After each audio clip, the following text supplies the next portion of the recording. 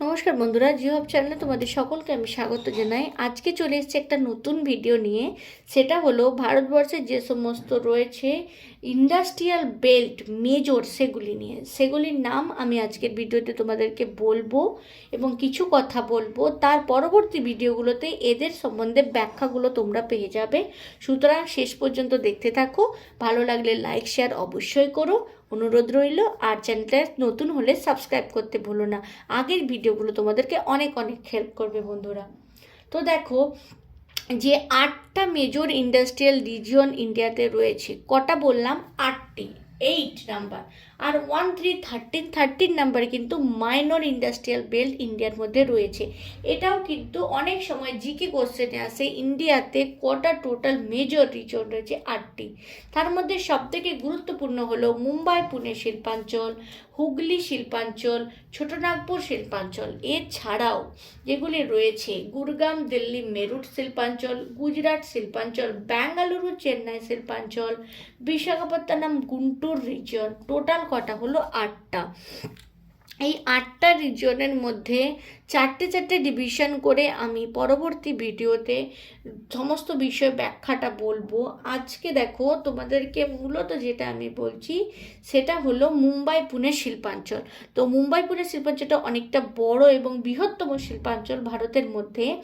তারপর পরবর্তী ভিডিওতে আমি আরও অনেক তথ্য বলবো, কারণ একই সাথে যদি আমি এতগুলো ভিডিও বলতে চাই, মানে এতগুলো যদি কথা বলতে চাই বা রিজন ব্যাখ্যা করতে চাই, ভিডিওটা অনেকটা লেন্দি হয়ে যাবে। সেক্ষেত্রে দেখতে তোমাদের বোর ফিল হতে পারে। দেখো, একটা কথা বলি, মুম্বাই পুনে শিল্পাঞ্চল কিন্তু মহারাষ্ট্রের মুম্বাই বা থানে থেকে পুনে পর্যন্ত বিস্তৃত। এখানে নাসিক বলো, ট্রম্বে, সোলাপুর, তারপরে সাতারা, এই সমস্ত অঞ্চলগুলোতে এই রিজনটা বিস্তৃত। এবার এই মুম্বাই পুনে আমরা জানি এই অঞ্চলটা কিন্তু ব্ল্যাক সয়েলের জোন, আর সেই ব্ল্যাক সয়েলে অনেক বেশি কটন উৎপাদন হয়। কটন থেকে কি হয়? কটন টেক্সটাইল গড়ে ওঠে। তাই মুম্বাই পুনে শিল্পাঞ্চলের যে মূল এবং প্রধান ভিত্তি সেটা হলো টেক্সটাইল ইন্ডাস্ট্রি। তবে এমনটা নয় যে টেক্সটাইল ছাড়া কিছু সেখানে উৎপাদন হয় না। সেখানে কিন্তু বিভিন্ন ধরনের leather product, plastic goods, fertiliser, software, electronic industry, এমনকি শিপ বিল্ডিং মানে জাহাজ তৈরির কারখানাও কিন্তু এখানে রয়েছে।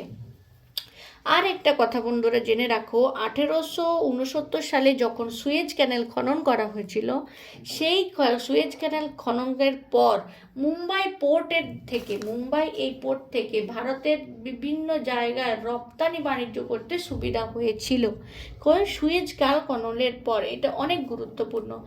আরেকটা দেখো, এই যে মুম্বাই বলে শিল্পাঞ্চল, এখানে ইলেকট্রিক্যাল পাওয়ারটা ভালো। কি পাওয়ার? হাইড্রো ইলেকট্রিক্যাল যে পাওয়ার, কারণ ওয়েস্টার্ন ঘাট পর্বত এই রিজনের মধ্যে রয়েছে। আর সেখানে ওয়েস্টার্ন ঘাট পর্বতে যে জলধারা রয়েছে বা নদী রয়েছে, সেখান থেকে হাইড্রো ইলেকট্রিসিটি পাওয়ারটা কিন্তু এই মুম্বাই পুলিশ শিল্পাঞ্চল পেয়ে যায়। আর এই রিজনটা বেশ বড়, আর এর যে একেবারে সমুদ্রের কাছাকাছি অবস্থিত, সুতরাং আবহাওয়াটা কিন্তু খুব খুব সুইটেবল।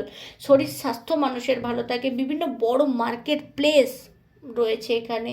এছাড়া যত রিচ মানুষের সমস্ত প্রভাব কিন্তু মুম্বাইয়ে বেশি রয়েছে।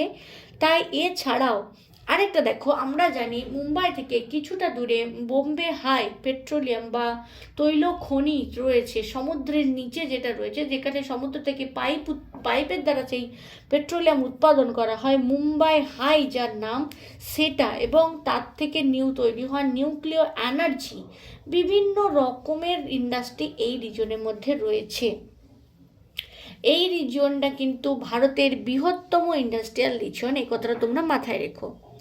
আজকের ভিডিওটা কেমন লাগলো তোমরা অবশ্যই আমাকে কমেন্ট করে জানিও। হ্যাঁ, আরেকটা বন্ধুরা, অবশ্যই পরবর্তী যে দুটো ভিডিও আমি বানাবো, মুম্বাই পুনে শিল্পাঞ্চলটা আমি আজকে বর্ণনা করলাম, এছাড়াও টোটাল যে 7টা রিজন বাকি রয়ে গেল, পরবর্তী যে দুটো ভিডিও তোমরা পাবে, সেখানে এই দুটি অঞ্চলকে বা এই দুটো যে টোটাল রিজিয়নটাই আর কি কমপ্লিট করা হবে, সেই চেষ্টাই আমি আছি। তো পরবর্তী ভিডিওগুলো তোমরা অবশ্যই দেখতে ভুলো না। আজকের ভিডিওটা এখানেই শেষ করছি। ভালো থেকো বন্ধুরা।